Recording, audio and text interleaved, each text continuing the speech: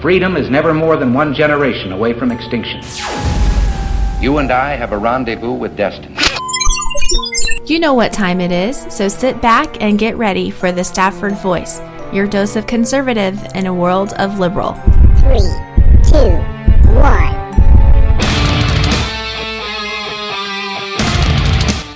Hey! What up, what up, what up? I'm your host, Daniel Stafford, and you are listening to the Stafford Voice, where we are conservative in a world of liberal. That's right. Tonight, we've got some stuff to cover. We've got the bottom line. We're going to cover the reason for the Second Amendment. We're going to fix the VA once and for all? Question mark.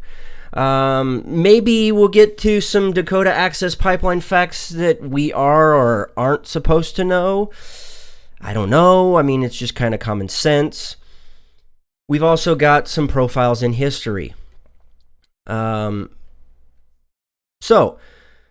I want to remind you before we get started that there are many ways to listen, whether it's tune in, you're watching on the YouTube's live right now, or you watch the replay.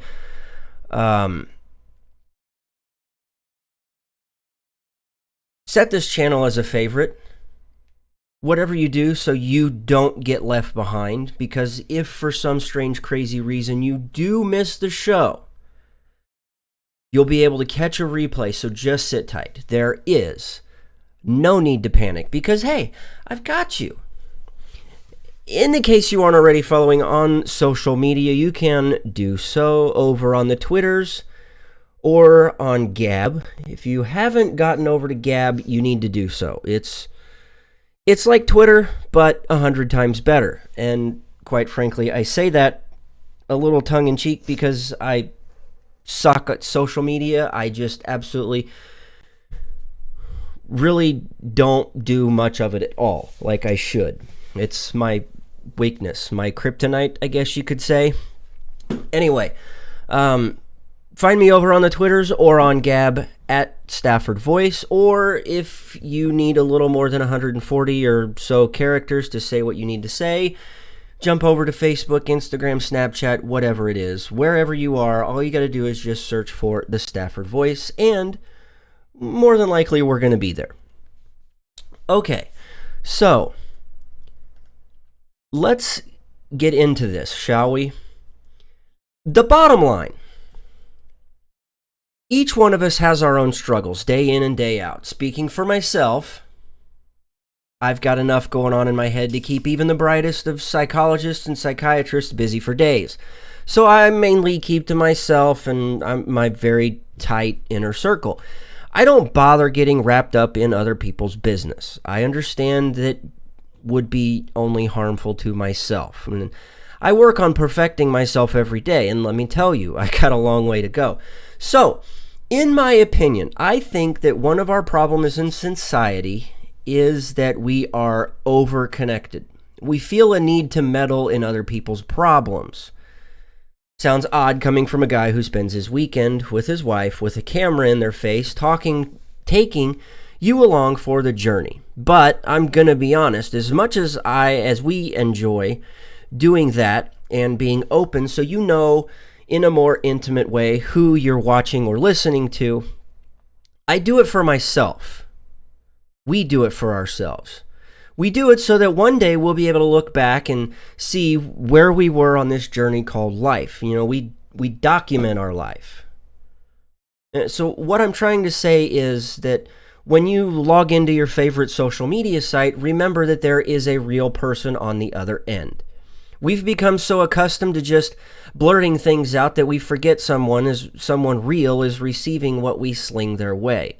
I get it. It would be so easy to pick up your phone and pound out a tweet eviscerating that crazed liberal lunatic on the screen. But that doesn't do anything. Damages any shred of character you thought you had.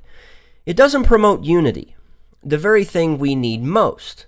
Now, while you might think that or not, we are in some very dark days, and I fear they will become darker in the near future. And too many people jump to a conclusion before gathering all of the facts. We think we have it all figured out, and the fact of the matter is we are just as clueless as the next guy. The thing we should be focused on is ourself, and if we're progressing. We've spent the last 8 years tearing each other apart, ruining friendships, dividing families. We stand in desperate need of healing, individually and as a nation. I feel like a broken record at times for repeating what Thomas Paine said when he said, quote, "These are the times that try men's souls." And friends, we are in trying and troubling times. But are we willing to recognize it for ourselves and admit it? Are we willing to put in the work on ourselves? We can't change the next person. In fact, the only person we can change, ourselves. We can't wait any longer. We have to start here, and we have to start now. Only then can we be willing to heal and unify ourselves and as a nation.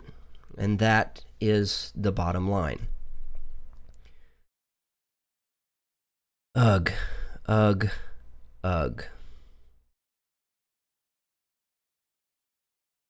Now, listen, I realized that was really just a mind dump. And I want to invite you to join us in the chat room. We've got, believe it or not, 2 chat rooms. We've got the klrnradio.com/chat, I think is what it is. Wow, I don't have it up on my screen. I apologize. But you can go over to klrn.com and you can find the chat over there. Also, if you're watching, I'm sorry. This is the best I've got. But over on the YouTubes, if you're streaming over on the YouTubes, jump into the chat, give me a shout, let me know that you're there and you're watching. But I want to give a special shout out to some really good friends of mine, Rebel Road Tactical and his wife Tina. Many of you guys knew him, and I say that in the past tense, on Twitter, at Slickery Trigger. And really, he was on my mind when I was kind of dumping some thoughts out in regards to the bottom line tonight. And that's because a lot of people get a lot of crap on social media. I particularly don't. I don't get a lot of it at all. I've got one guy that kind of likes to sling stuff my way every now and then. And really, the guy is he's a nice guy and an incredible photographer. I love looking at the pictures that he takes and posts on Facebook. His name's Andy. He's kind of a left-leaning guy, but he keeps it civil. And I have a lot of respect for him, for that, because he keeps it civil. And I mean, he tweets me at the dark hours of night, and at 3:30, 4 o'clock in the morning, I finally respond, and it doesn't bother him at all. He doesn't send nasty tweets, "Hey, why aren't you responding to me? Why aren't you responding?" He makes a comment, waits for a response. He gathers his facts. I gather mine. Together, we have come to an agreement that we will probably never completely agree on any one topic, but it invites civil conversation. And that's what we really need to be working on as a nation, and that is civil conversation. Far too many people have forgotten, and it goes back to what I was saying earlier, that there's another person on the other end. It's just like if back in the days when you used to pick the phone up and you would call someone and hear a voice on the other end. And there's an app out there called Anchor, and that's one of the things that I like about Anchor is It's like you're talking on a phone. It's like Twitter with a voice. You don't really tweet what you're going to say, you say it. And here I am talking about an app that I hardly use. But when I use it, I love it. Because you hear the person. You hear it's very, very civil. Unlike Twitter. Twitter gets extremely nasty. And unfortunately, Slickery Trigger was one of the guys that, and I applaud him for it, for throwing in the towel, because I've seen some of the crap that guy dealt with on Twitter. And mainly it's just because he's opinionated. He says what he wants to say, and he feels strongly about what he says. And some liberal lunatic, some liberal loon, decides to jump in and start getting nasty. And they never would sit down and try and be civil with him. It was their way or no way at all. And then they start resorting to calling him names. And it just got to the point to where if I was him, I would have thrown the towel in a long time ago. The guy's got way more patience than I do. I don't have a lot of patience for social media, and that's why I pretty much stay away. I mean, it's there for the show, and if you want to reach out and for me to be able to share information, but for the most part, if you're civil, I'll chat with you. If not, screw you. I'm not going to do it. I'm not going to fall into the trap. But let me go back to what initially brought me onto this, and that's because he said healing begins inside, and that's you as the individual, then at home, then in the community. And I completely 100% agree with that. You can't fix anything at home. You can't even begin to work on things at home until you begin to work on yourself. Then, and only then, will the things in your home start falling into place. 9.5 times out of 10, the problem is you. When you finally admit it, and admit to yourself that you're the problem, and you start working on yourself, and instead of trying to fix everybody else, oh my God, it's so much easier. Things get so less complicated. And then once you finally have things going in the right direction for yourself and for your home, then you can start branching out and trying to build a community. You can't just jump out there and go door to door and say, hey, you're doing this wrong. You need to vote for this guy, or you need to take this stance. It doesn't work that way. You have to promote a civil conversation.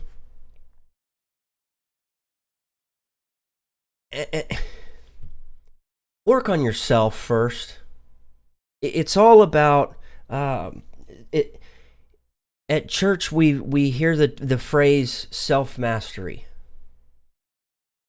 all the time.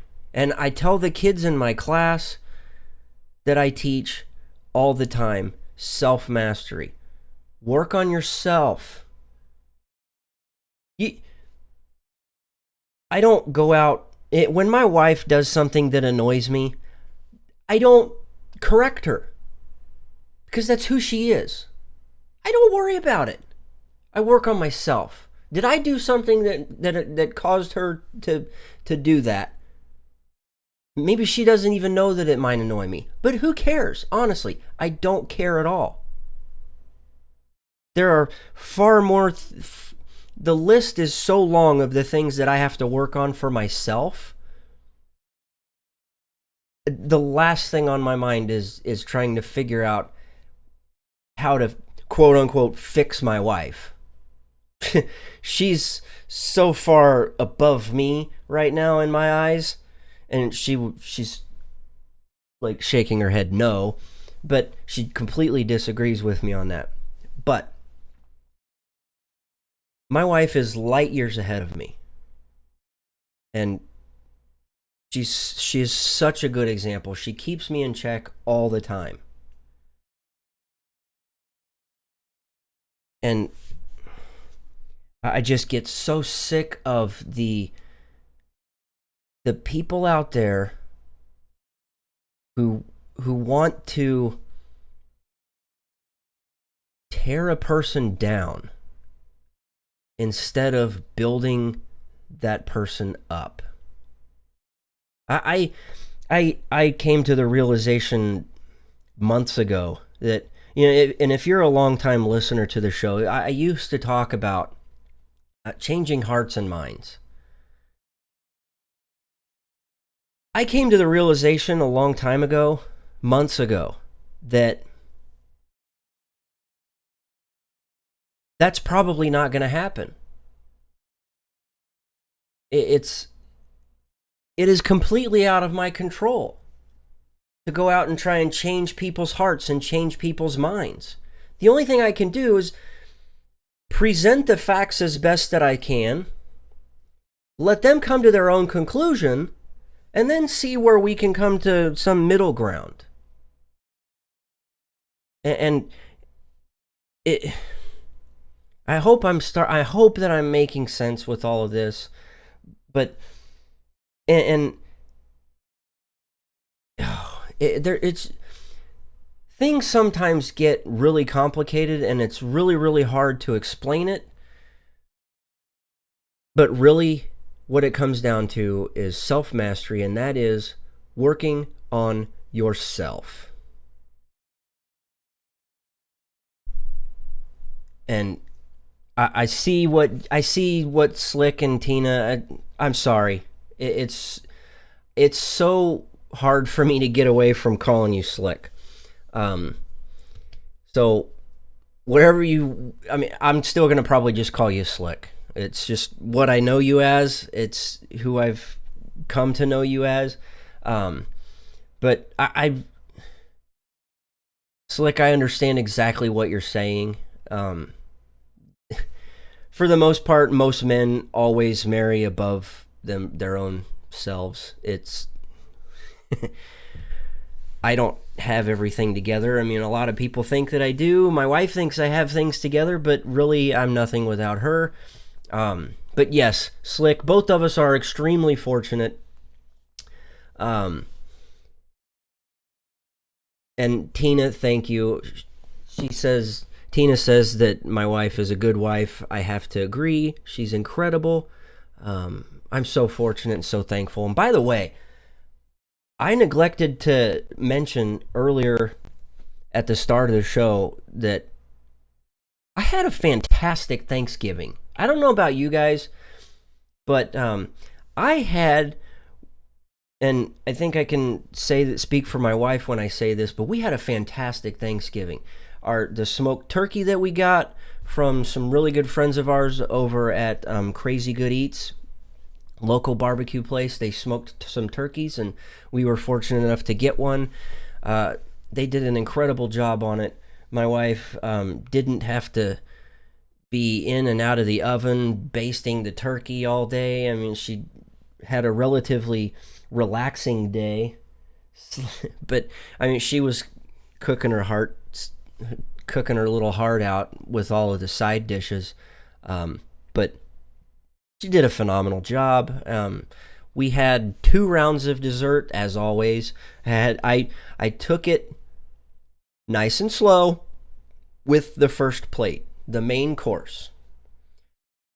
About an hour and a half later is when dessert 1 began, and then about another hour and a half later, dessert round 2 for dessert came, and that was 4 different slices of pie. Oh, I paid for it over the weekend when I went for a bike ride, and wow, it was bitterly cold. If you guys do follow the vlog and you happens to watch that, I'm not joking, it was freezing out. I mean, 34 degrees isn't that bad, but when you're on a bike and you're cruising at about 10 miles an hour or so, huffing and puffing because you had way too much to eat, brr. Anyway, we've got to get into some of this stuff. Let's see. Tina, I'm so glad you got to see both of the kids and some of the grandkids. That's awesome. I did. It was cold, Jessica. Jess, it was freezing. Thanks for watching. Slick says he's not the only one with pie. Yes, I had 4 different slices of pie. We had a chocolate French silk pie. We had some German chocolate pie, which was phenomenal. I got to get my wife to make that one again. It was good. We had a coconut cream pie and my fave, pumpkin pie, which I finished off the other half to the pumpkin pie last night. I don't want to hear it. I don't want to hear it. I realize I'm on a diet. I've been doing really good. Really good. The last couple of days I vegged out. No big deal. I hit the gym really good, really hard earlier. I had a deadlift session, and I'm sitting here peeling some of the skin, the calluses off my hands. But anyway, okay, let's actually get into some of this show stuff, shall we? Where are we going to start at? The reason for the Second Amendment. Slick, this is right up your alley. I know you're going to love this. But the reason for the Second Amendment, and I'm talking about this because when I started thinking about what I was going to talk about on the show, I reached out to one of my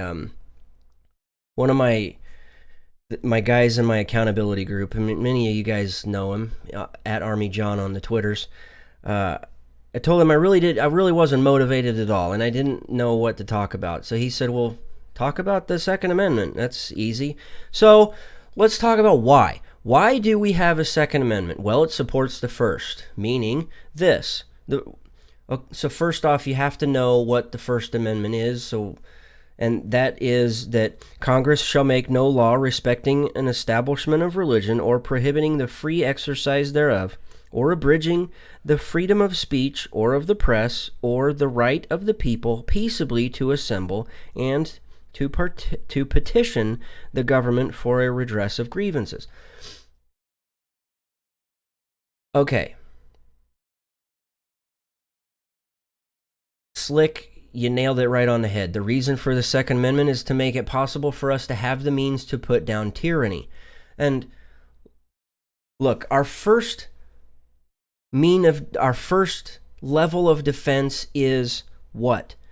The First Amendment. The First Amendment gives us the right to say whatever we want.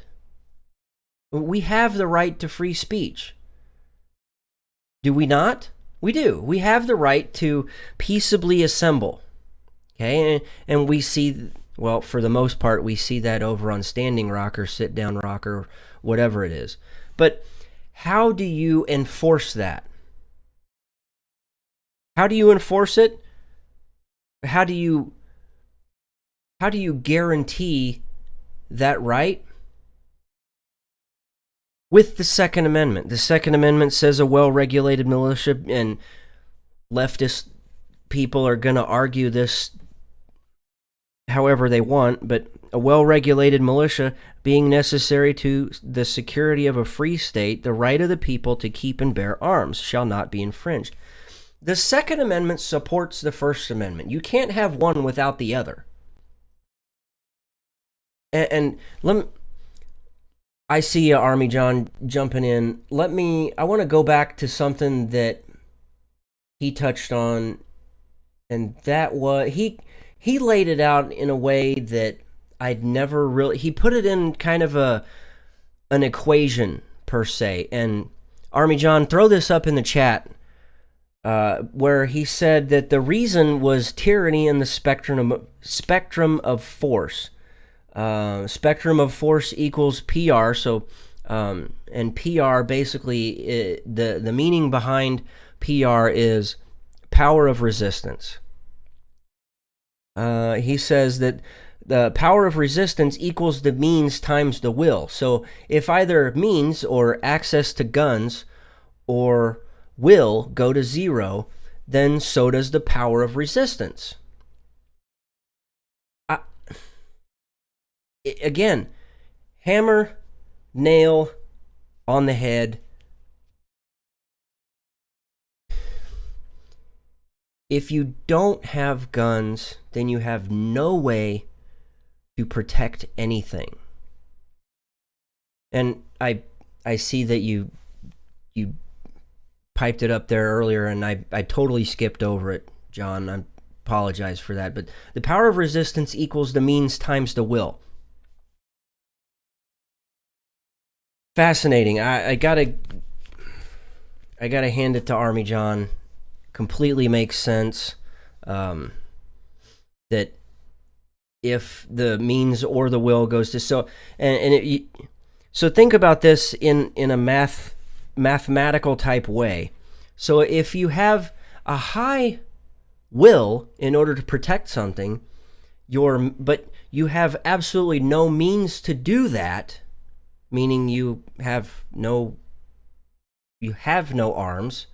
So you're at 0. So if your level of will is at a 10, but your means is at a 0 because you don't have a way to protect yourself. Get this. 10 times 0 is 0. So you have no power. So your power of resistance is nil. It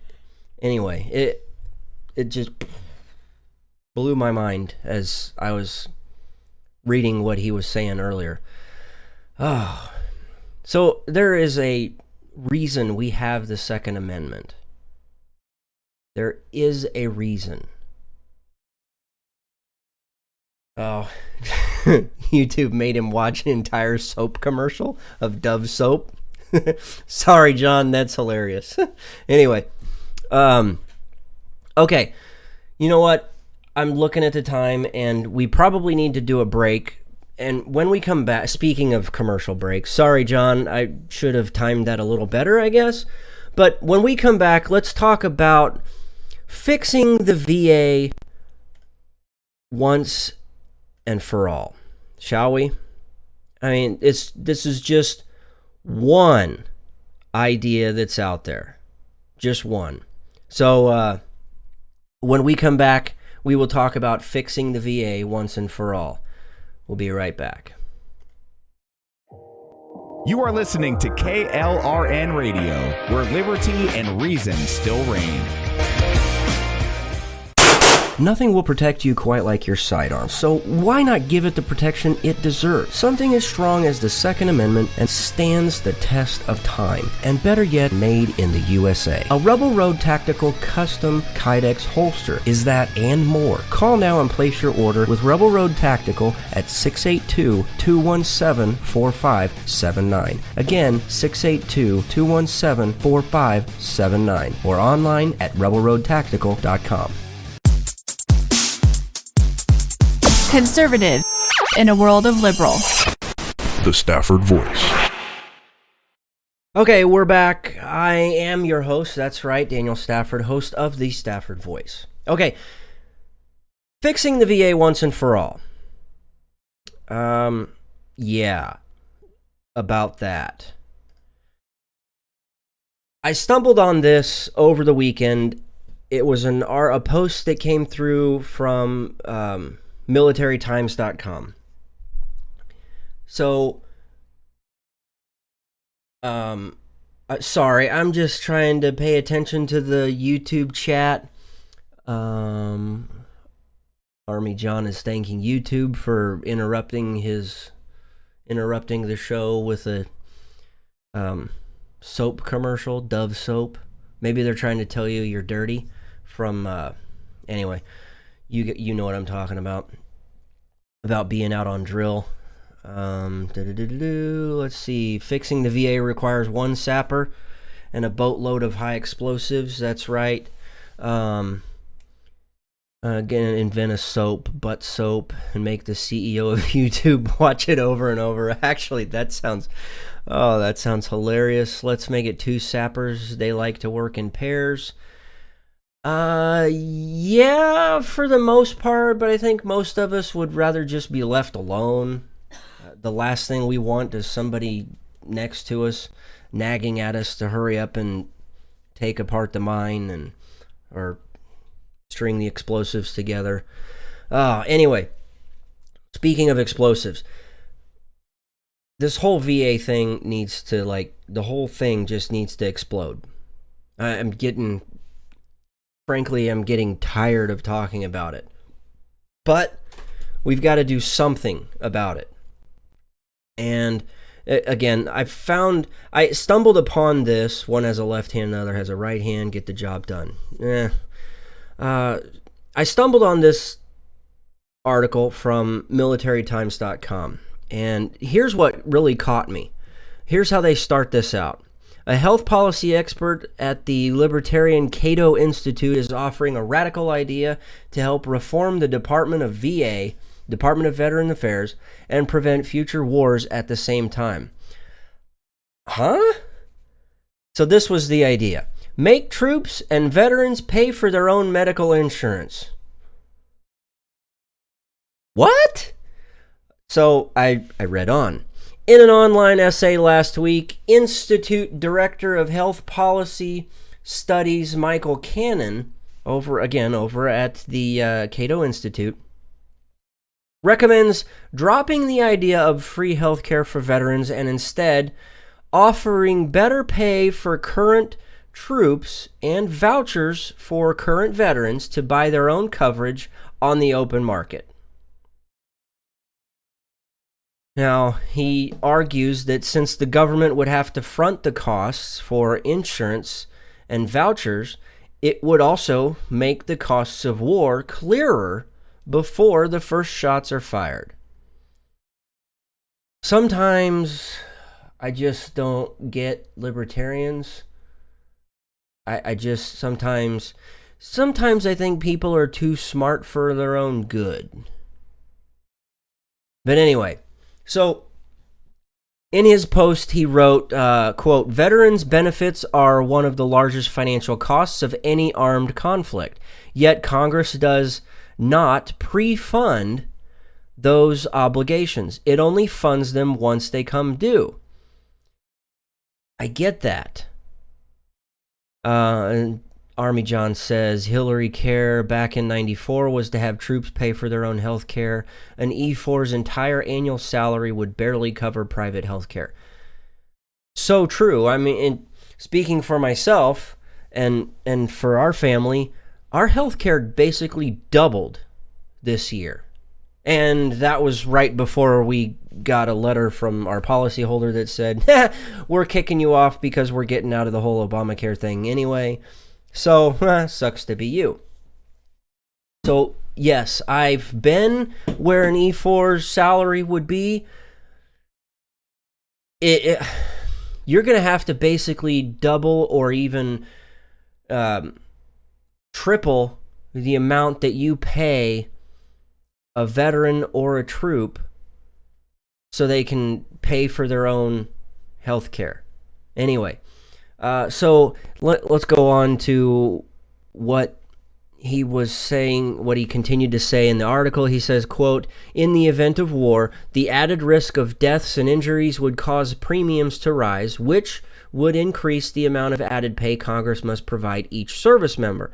The result is that future Congresses and presidents would have to confront this enormous cost of war at the moment they decide to send U.S. troops off to war, and every day they decide to keep them there."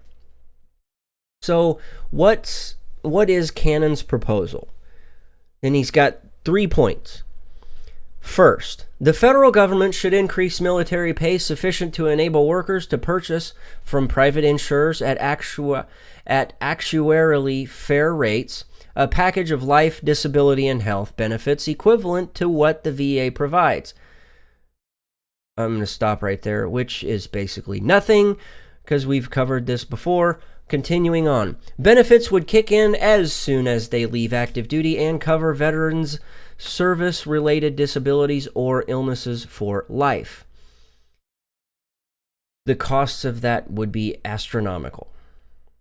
Second, Having privatized the insurance component of veterans' benefits, the federal government should then privatize the delivery component. It should incorporate the VA as a private company and issue shares to active duty personnel and veterans based on length of service or other criteria. You read that right. Military personnel and veterans would literally own the VA, including its many hospitals and other facilities.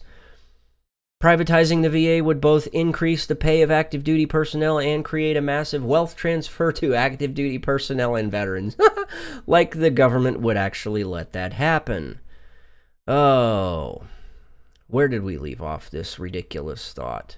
Veterans would be able to receive medical care from health systems owned and operated by veterans for veterans. Sounds great, but we know what happens when the government gets involved in healthcare, do we not? Bueller. Okay, third and final, the federal government should give current veterans vouchers to purchase insurance and medical care from the insurers and health systems of their choice, including the new veteran-owned and operated systems. Okay.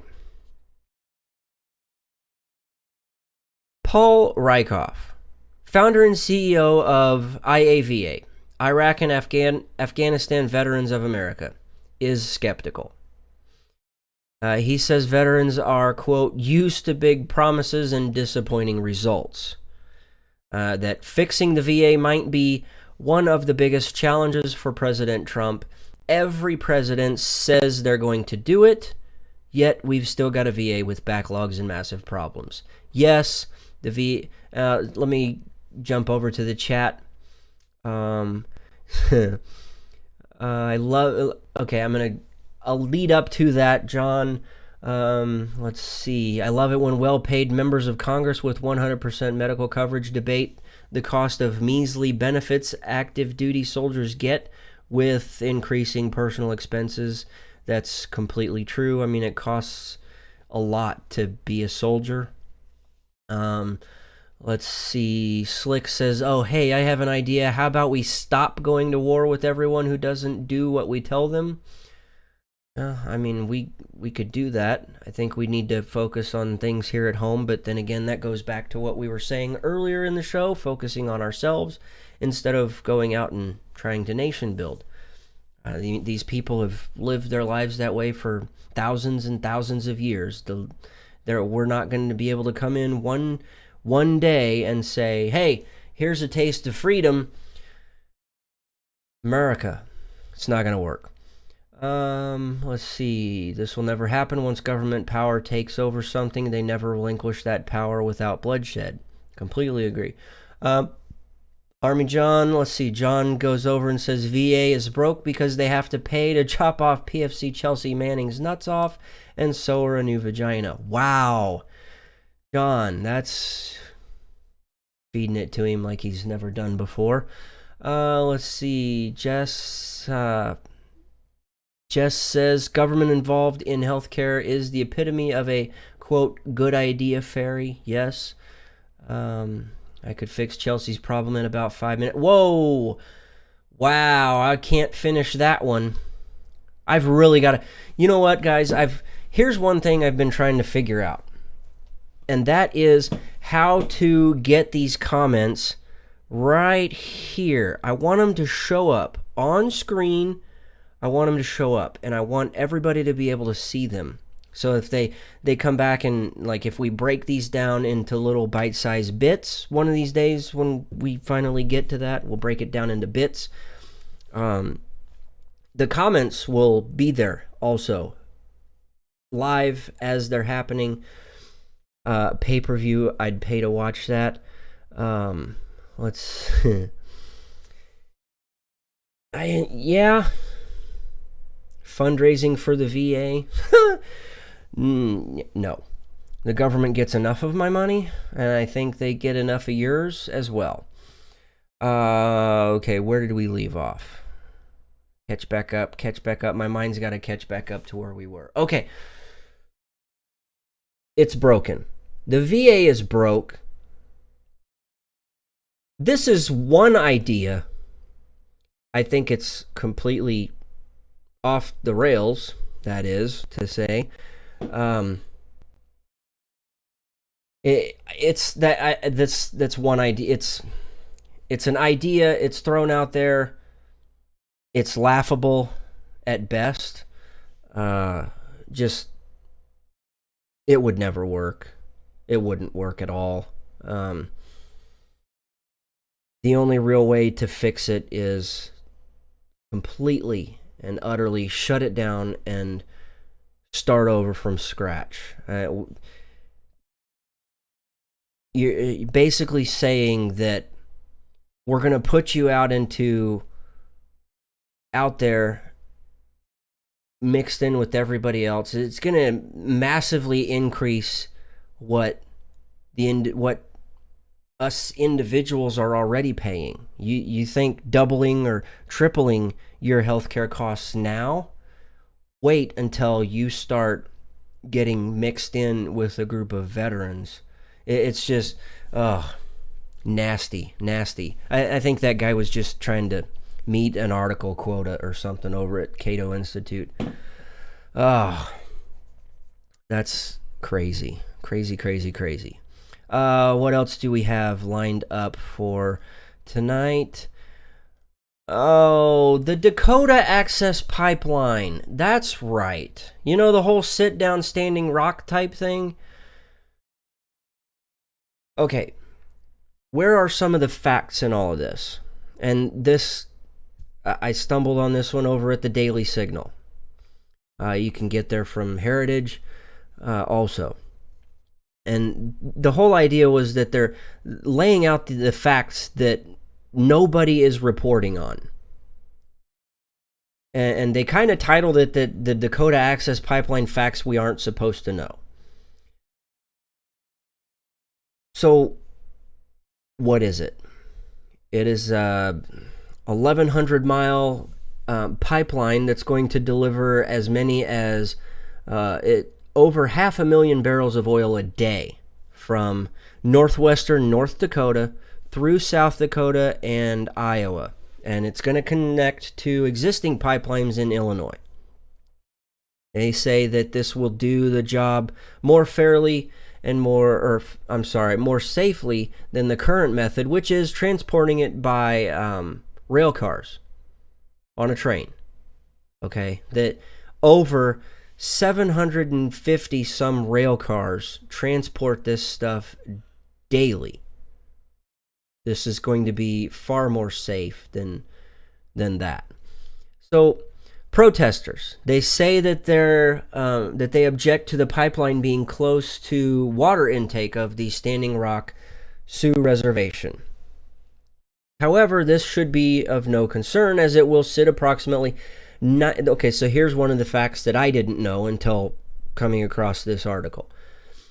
It's going to be 92 feet below the riverbed,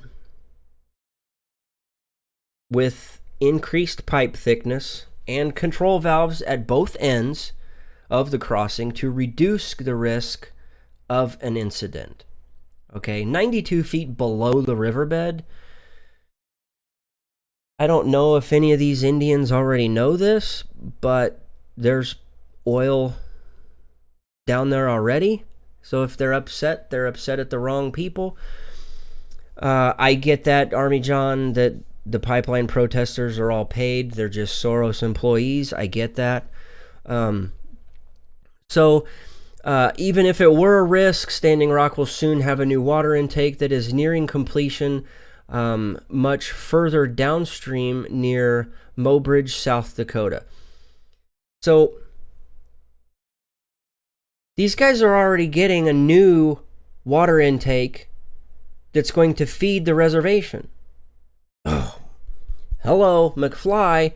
The Army Corps consulted with 55. Okay, so whenever you want to sit down and try and do something, what do? You get all the parties involved, or as many as you can, and you try and talk about it. Well, the Corps did exactly that. They consulted with 55 Native American tribes at least 389 times. After which, they proposed 140 different ways to route this pipeline to avoid culturally sensitive areas in North Dakota. Now, the original pipeline was always planned for south of Bismarck, despite false claims, Bismarck, North Dakota, that is, despite false claims that it was originally planned for north of Bismarck and later moved, thus creating a greater environmental danger to the Standing Rock Sioux. The real reasons for not pursuing the northern route were that the pipeline would have affected an additional 165 acres of land, 48 extra miles of previously undisturbed field areas, and an additional 33 water bodies. They've given this so much thought and planning and careful calculating that the route that they're taking is far less of an environmental impact than going a different way. It would, they go on to say that it would have crossed zones marked by the Pipeline and Hazardous Materials Safety Administration as, quote, high consequence areas, and would have been 11 miles longer than the preferred and current route.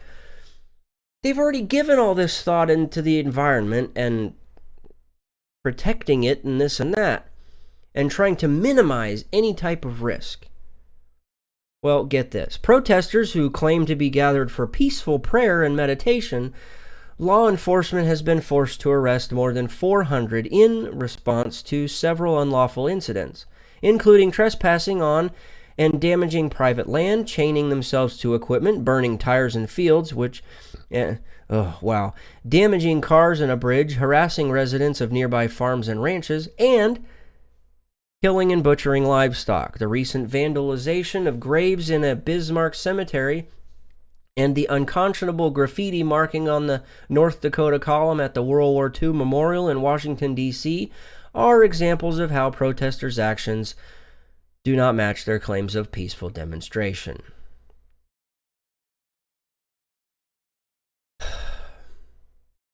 And this goes back to what was said earlier.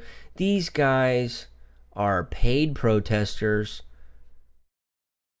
They're just causing a ruckus. And John's got a great idea. Why can't they use that machine why can't they use the tunnel machine that they use to bore a subterranean tunnel like they did between England and France? Great idea. It worked. Oh, anyway.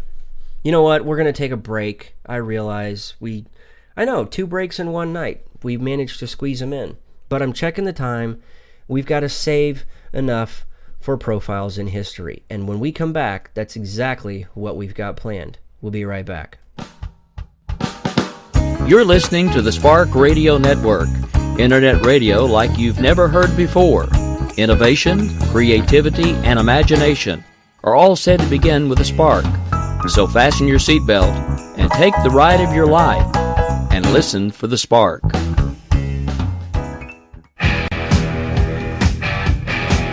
KLRN Radio has advertising rates available. We have rates to fit almost any budget. Contact us at advertising@klrnradio.com.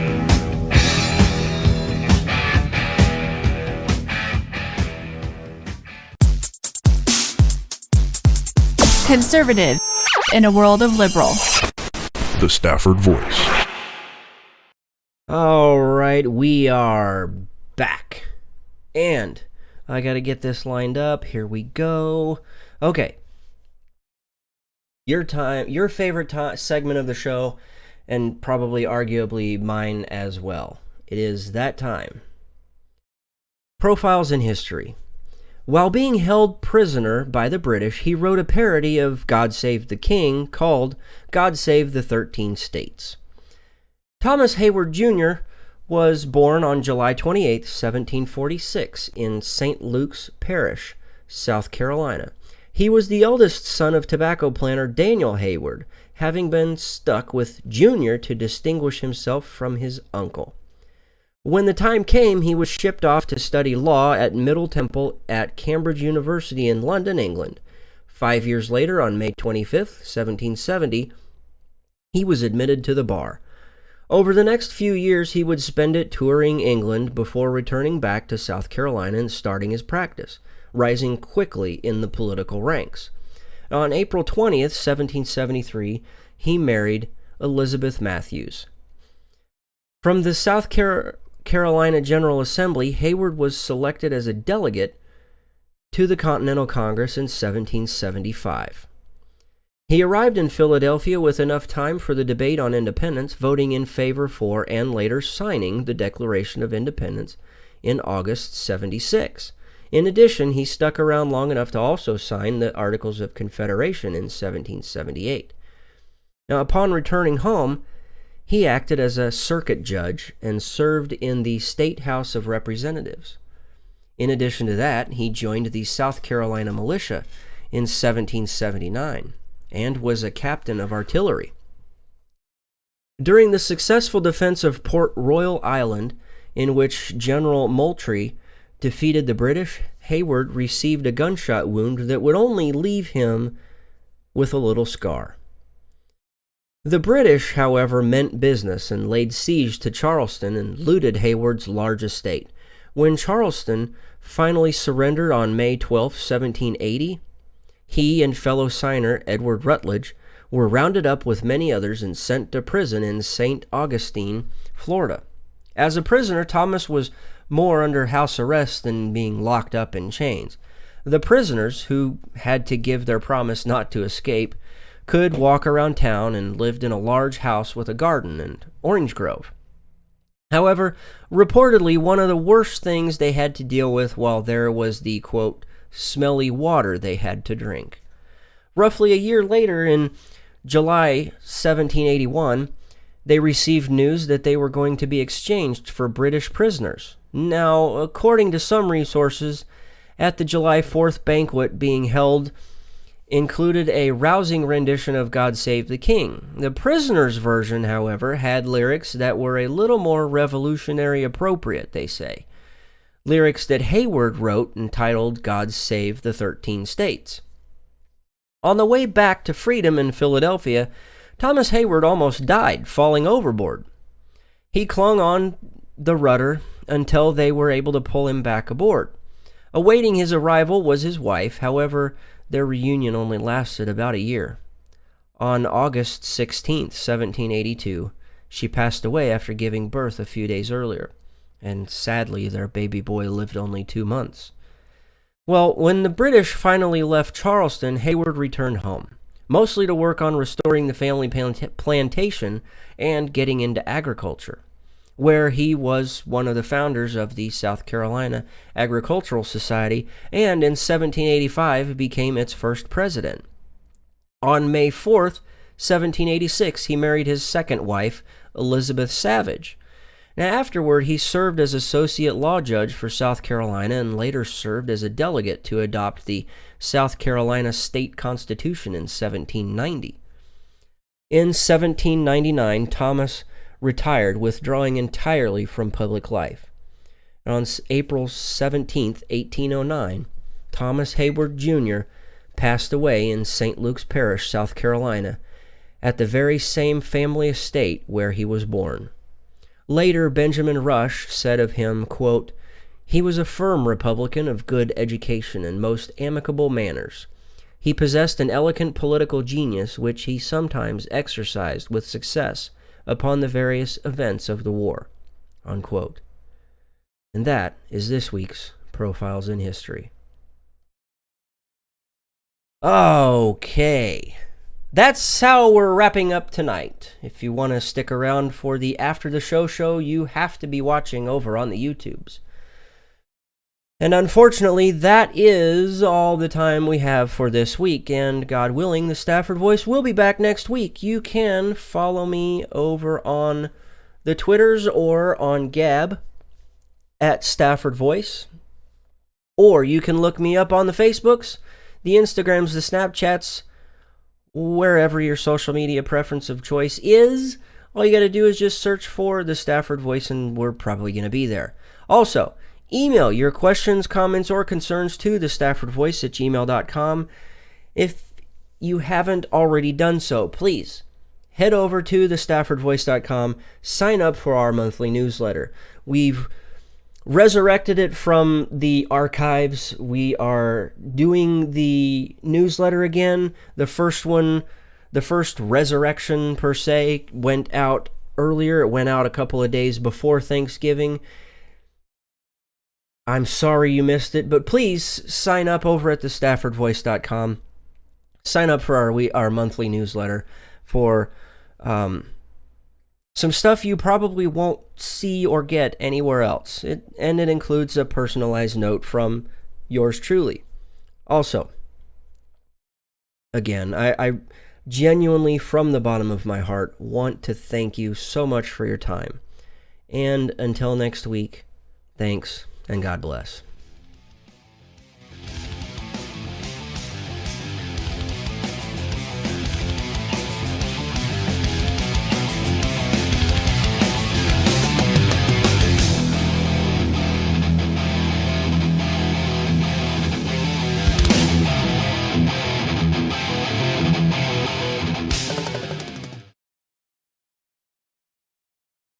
Hello, is this thing on? Okay, hey guys, I still see you over in the chat room. Thanks, Slick, I appreciate that. Says great show. Thank you so much. That means a lot. John, fantabulous show. Thank you, I appreciate it. I probably wouldn't have been here if you didn't poke and prod me like you did. And by the way, my backside hurts because of it. Anyway, let's keep this family friendly, shall we?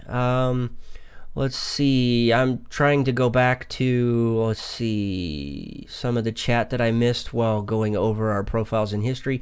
Maybe if they had Hanoi Jane Fonda writing a pipeline would make it popular in the media to build the pipeline. Is Elizabeth Matthews the great of Chris? Oh, wow. Firm Republican, haven't seen one of those in a very long time, especially as Speaker of the House. No, we have not. Tina, thank you. She says it was a great show. Thank you. I appreciate it. Honestly, and John can attest to this, I had absolutely no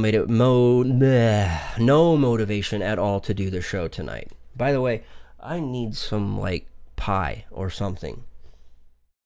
I need a snack. Can you slice me up a piece real quick? You're not going to miss anything. I'm just going to tell them the good news. Or do you want me to wait? I'll let you tell them. Some of them may not have seen the vlog from the weekend. No, we're not. Anyway, by the way, if you haven't signed up for the newsletter, I think some of you guys are. I think John is. No, I don't. I like pecan pie, but we've never. I think we've only tried to make it once, and it turned out really good, but I think it's pretty time-consuming, I think.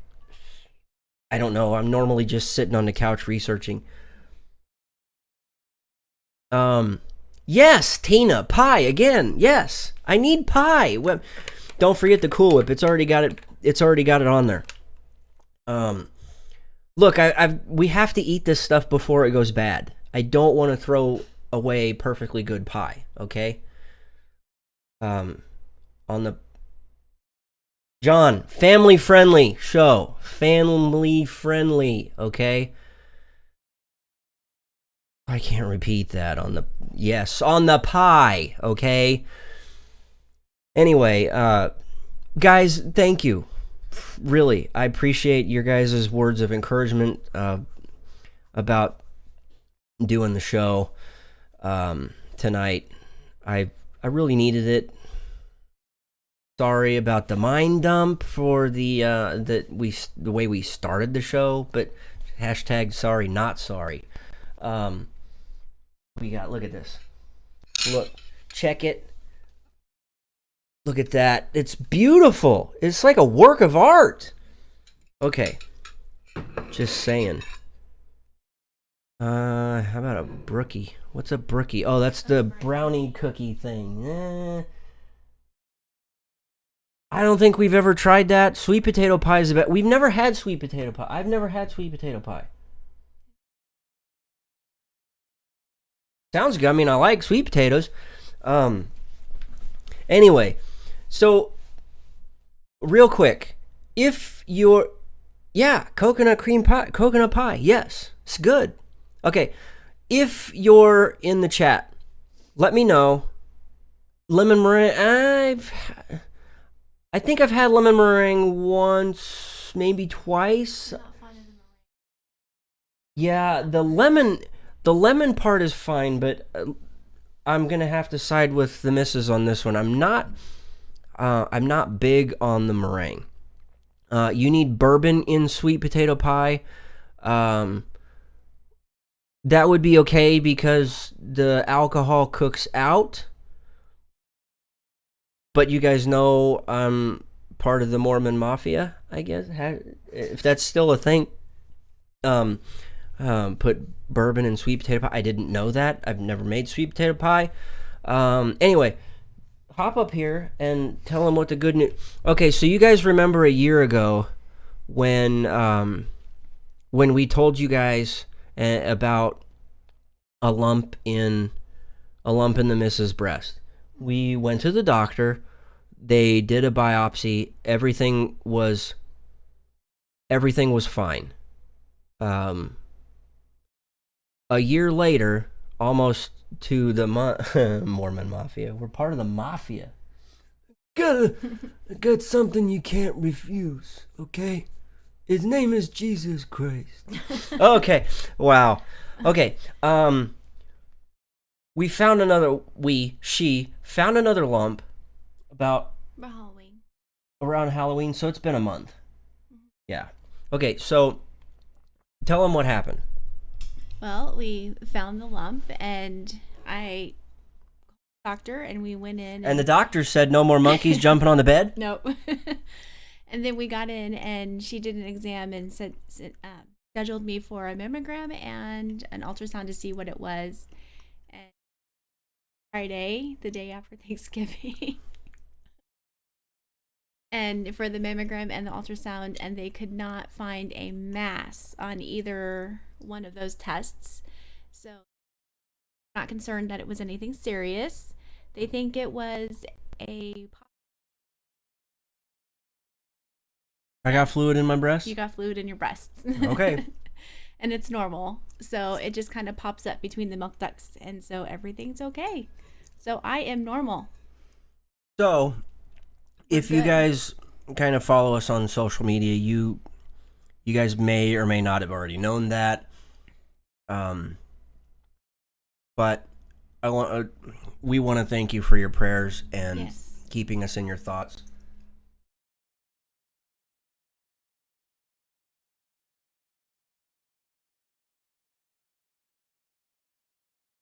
So we kind of celebrated because we found that out.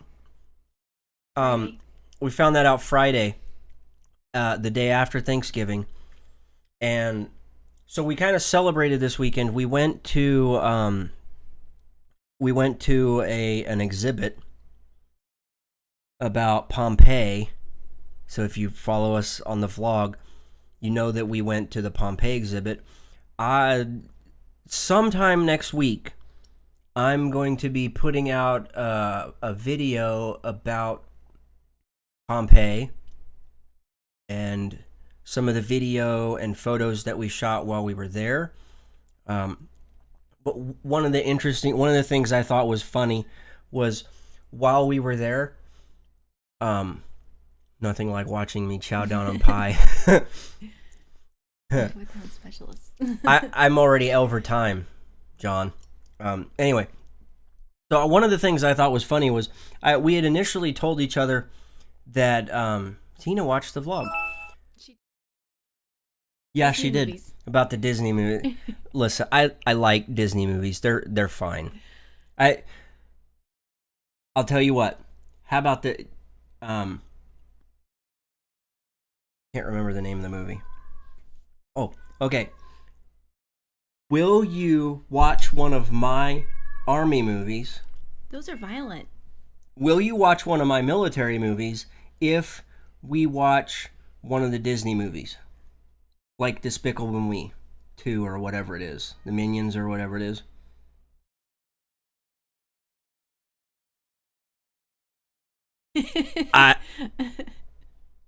John Slick, I'm thinking of getting her to watch. He says that's a man card violation. My idea would be Apocalypse Now.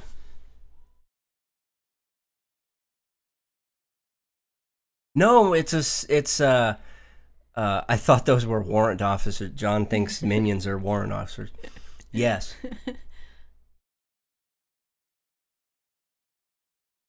Yeah, but warrant officers don't do anything. Oh.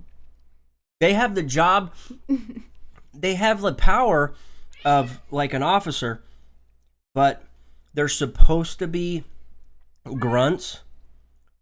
So they're kind of like the in-between, but nobody really knows what the hell they do. They say Beto. Other stuff that makes no sense. Kind of like Teletubbies. That was a dumb show. I told my son when he used to watch it, I told him that it was no longer on TV, and we'd always avoid that channel just because I thought it was a dumb show. John likes the idea of watching Apocalypse Now. We watched Ghostbusters. She finally watched Ghostbusters. Warrant officers graduate as Rhodes, retired on active duty. Yeah, I finally saw Ghostbusters. It's a good movie. It was fun. It was funny. Nice and cheesy. I made a comment about the Marshmallow Man. Maybe we should get some s'mores. And roast his ass. Anyway, okay, so I gotta finish my thought from earlier. Oh. So one of the things I thought was actually comical during the whole thing was when we got there, we agreed that we were gonna take our time because we knew that we wanted to shoot photography and shoot some video and put together a video short about it. So we said, okay, we're not going to rush. We're not going to rush this thing. They have you in groups of maybe 20. Yeah, you go through as a group, but you take your time. So you might lose the first group. We were 3 groups back from where we started. We took so much time. We were there for 4 hours. Oh, no. No, it was only about 3 hours. No. I felt like we were there a lot longer. No, we were done like 2:30, 3 o'clock. Oh. I thought we were there longer. No, not much to see. It was really cool though. So, Army John gave you a synopsis of what Apocalypse Now is about. It's about the first Vietnam engagement by U.S. troops in the La Drang Valley. It's a psychological film. Oh, see, that's even worse. Well, it takes you on a psychological journey of like the main character. It's really good. 13 hours, that's good. Black I saw Hawk. 13 hours. I see some of your. I know, but they're throwing out more movies for you to watch. But you were making it sound like I never watched any of your Army Cortina, movies. she's not even putting any Disney movies in there to recommend. I haven't seen Disney movies out yet either. They're putting out like good recommendations. We Were Soldiers, that was a good one. Didn't we watch that? Yeah, we've seen that. I've seen it. Band of Brothers was good. She really does watch them, and I watch a lot of her chick flicks. Do you remember 13 hours? I'm sitting on the edge of the seat. Yes, it was a blood great pressure movie. Going through the roof. Yes, American Sniper. We watched that one. That one's good. Yeah.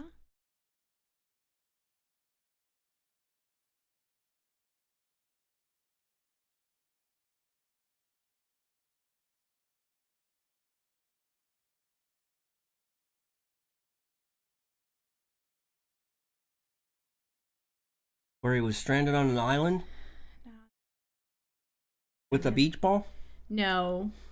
You named him Wilson? No. That's not the movie you're talking about? No. Oh, he's talking about he wants to see Hacksaw Ridge. I really want to see that. Hacksaw Ridge. I do want to see that. I do not. Little Mermaid. I've seen Little Mermaid years ago. My favorite one's Brave. I haven't seen it. It's.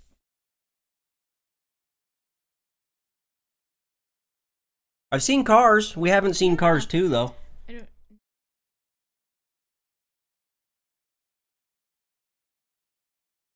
I think I've seen that one.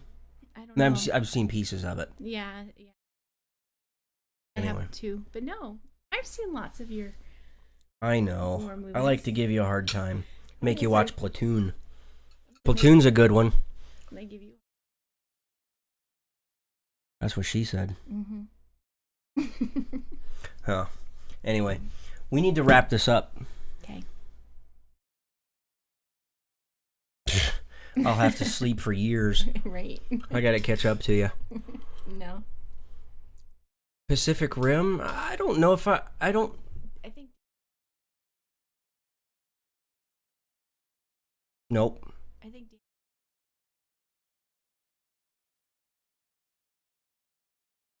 I don't think I've seen that one. Binge watch Vikings? I didn't really. We had I a think hard you time. liked it more than I did. We kind of had a hard time getting into Vikings.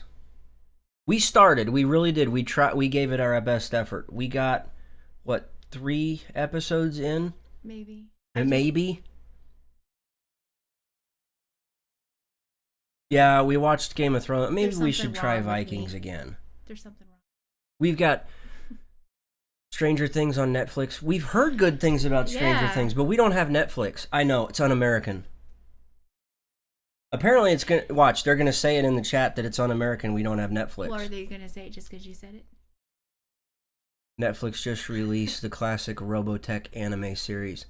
I Or can't do anime. Our son does. Yeah, well, he also goes to like magic card game competition tournaments. He goes to Our son is a little weird, but he has to be weird. He is a spawn of me. well, he's a different weird than you are.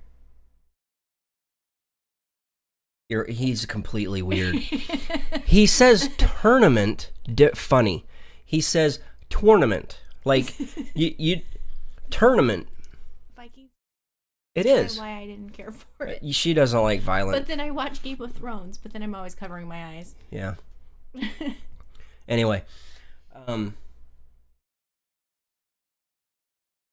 You know... Their son likes Dragon Ball Z. So did Daniel. Daniel liked Dragon Ball Z. And Pokemon. He liked Pokemon, Dragon Ball Z, Yu-Gi-Oh. John's favorite classic military flick is the Kane Mutiny. That sounds... I don't think I've seen that one. We'll have to look it up. We'll have to look it up.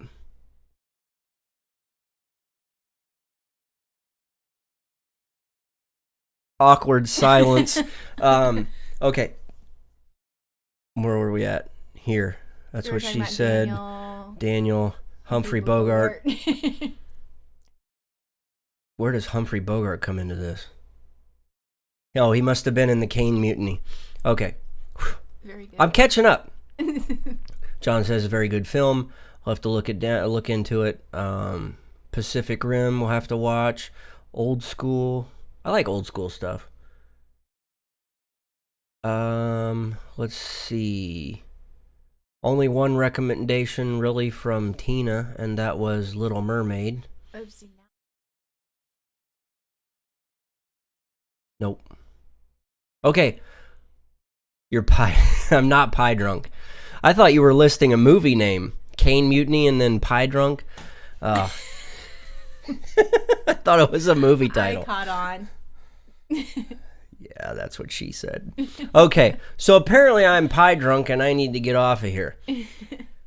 Oh, I need to get off. Here. Okay, you guys are awesome. I was trying to remember if I had anything planned for later this week. Tuesday, no. Wednesday, no.